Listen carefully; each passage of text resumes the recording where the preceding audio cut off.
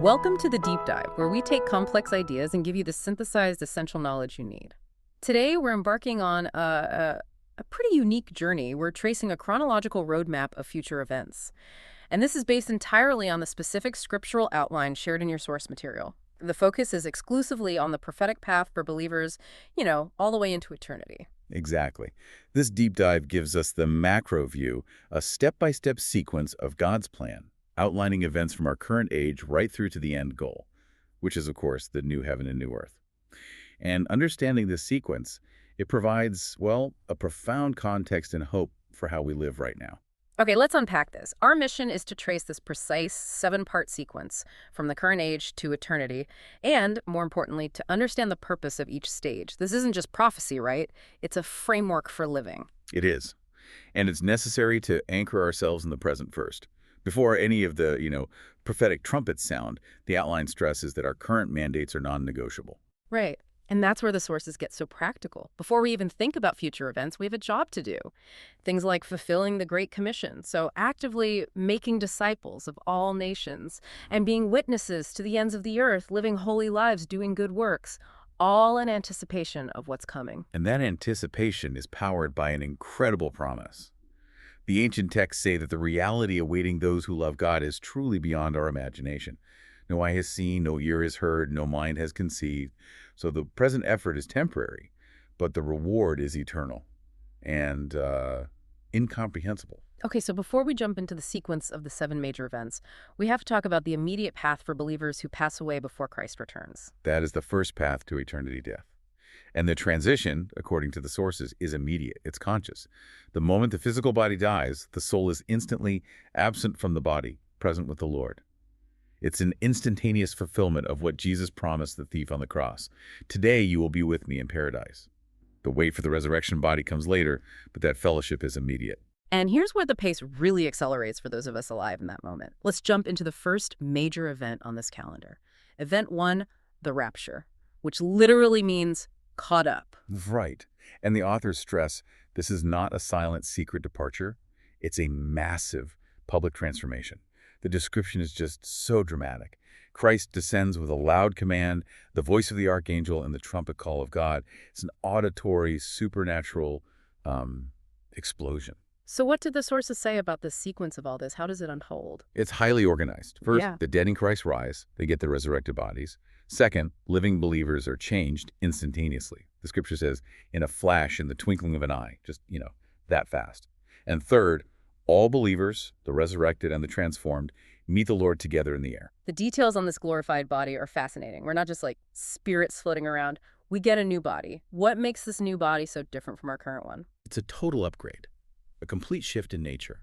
Our perishable body is raised imperishable. What's sown in dishonor is raised in glory.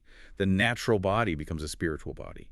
Our bodies will be like Christ's own glorious body. And we see a preview of that after his resurrection, right? The sources point to examples like him appearing in a locked room or eating fish. He's recognizable, but he's not bound by the laws of physics. Exactly. It just confirms that our future bodies will have supernatural capabilities. They'll have continuity with who we were, but without any of the limitations of decay, disease, or even gravity. So once that transformation is done and believers are with the Lord, the timeline immediately shifts to event 2.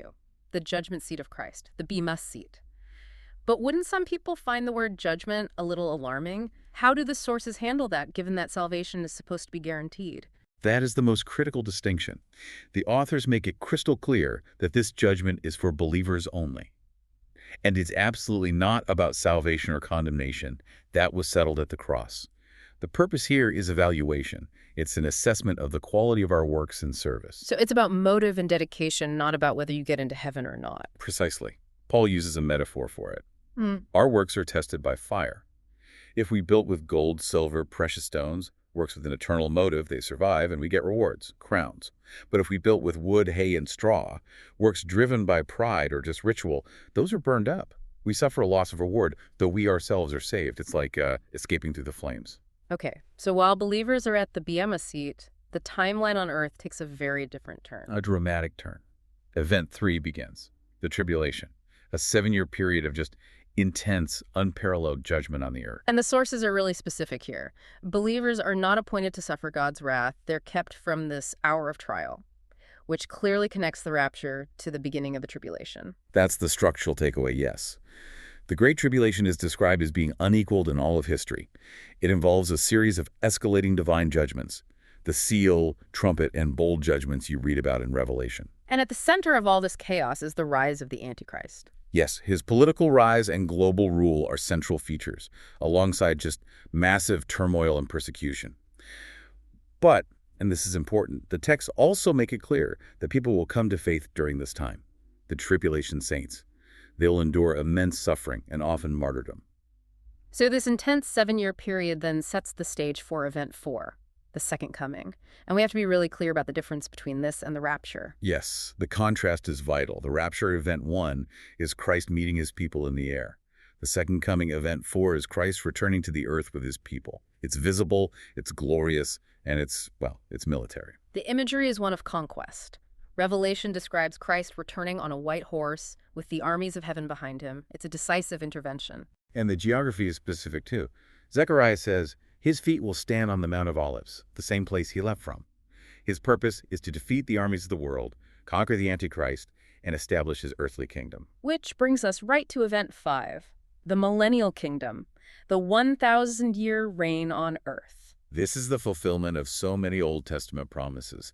During this millennium, Christ reigns from Jerusalem with perfect justice. It's a time of peace and even environmental restoration. And what about the believers who came back with him? What's their role? They reign with him. Believers are given administrative roles in this kingdom. And Satan is bound for the whole 1,000 years, which ensures global peace. It sounds like paradise on earth, but the outline says it ends with one last rebellion. Why is Satan released after 1,000 years of perfect rule? Well, the sources suggest he's released for a short time to prove that human nature, even under ideal conditions, still has the capacity for rebellion when it's tested. He gathers a final army, is instantly defeated, and is then cast forever into the lake of fire. So that moves us into the final stages. Event 6, the Great White Throne Judgment. And again, we need to distinguish this from the Bema seat. Absolutely. The Bema seat was for believers' works. The Great White Throne is for unbelievers only. It is the final judgment for everyone who rejected God's offer of salvation throughout history. And the process described is, well, it's chillingly final. The dead stand before the throne and are judged according to what they had done. What's the deal with the Book of Life here? The Book of Life is the deciding factor. If someone's name is not found in it, meaning they're unredeemed, they are thrown into the lake of fire. The sources call this the second death, eternal separation from God. Which finally sets the stage for Event 7, the new heaven and new earth, eternity itself, the ultimate transformation of reality. It is the ultimate renewal. The chronology is clear that the present heavens and earth pass away, they're destroyed by fire, and what replaces it is perfection. And the centerpiece of this perfection is the New Jerusalem. Yes, the holy city descends from heaven, and the core promise is that God's dwelling is now permanently with humanity. The defining features are the complete removal of sin's consequences. There will be no more death or mourning or crying or pain. Everything is new, perfect. It is all about unending, direct fellowship with God. Believers will reign forever and ever. So what does this massive, chronological map mean for how we get out of bed tomorrow? This isn't just a history lesson about the future. It's meant to motivate us now. Right, that certainty raises a huge question. Given that the Bema seat is coming and the rapture could happen at any time, how did the sources tell us to live in the current age? The directives are so clear. We have to be ready and watchful because we don't know the hour. We have to live holy and self-controlled lives because that hope of eternal perfection should purify us now. And brings an urgency to everything. We're commanded to share the gospel, to be ambassadors. If Event 3, the tribulation, is on the horizon, then now is the time of grace to bring people into the story. And that idea of storing up treasures in heaven directly connects our actions today to the Bema seat, doesn't it? Exactly. The source material makes you ask not just what you're doing, but why. Are your activities building eternal material, gold, silver, precious stones? Or are they just temporary and self-serving wood, hay, and straw? The whole chronology is meant to redirect our efforts. There was also a fascinating insight about relationships in eternity. What do the sources say about something like marriage? The sources confirm Jesus' teaching that in the resurrected state, people won't marry. They'll be like the angels in heaven. And this isn't a loss of intimacy, it's an elevation. Earthly marriage is a beautiful but temporary shadow pointing to the ultimate, perfect intimacy we'll have with God and everyone else in the new creation. And one final detail, a comfort for right now, Jesus' current activity. He's not just passively waiting. No, not at all. He's active. He's at the right hand of the Father, interceding for us, and he remains there until the time comes for God to restore everything, which is the very restoration we just mapped out. That assurance really anchors our present hope. So we've mapped the journey.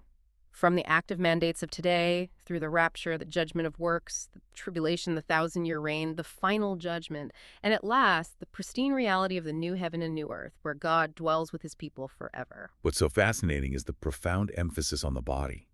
We start perishable, and we're told to offer our current physical bodies as living sacrifices. And then we're promised a future body, like Christ's spiritual, imperishable, capable of supernatural feats that we will use to reign forever. So the core mandate is to build treasures in heaven, and those treasures are tied to our actions here. What is one small, concrete, physical act of service or love that you can commit to today, knowing it has eternal, lasting weight? Keep that thought in mind as you go about your week. Thanks for diving deep with us. And on that note, we encourage you to continue exploring, learning, and diving deep into stories that inspire and challenge you. Until next time.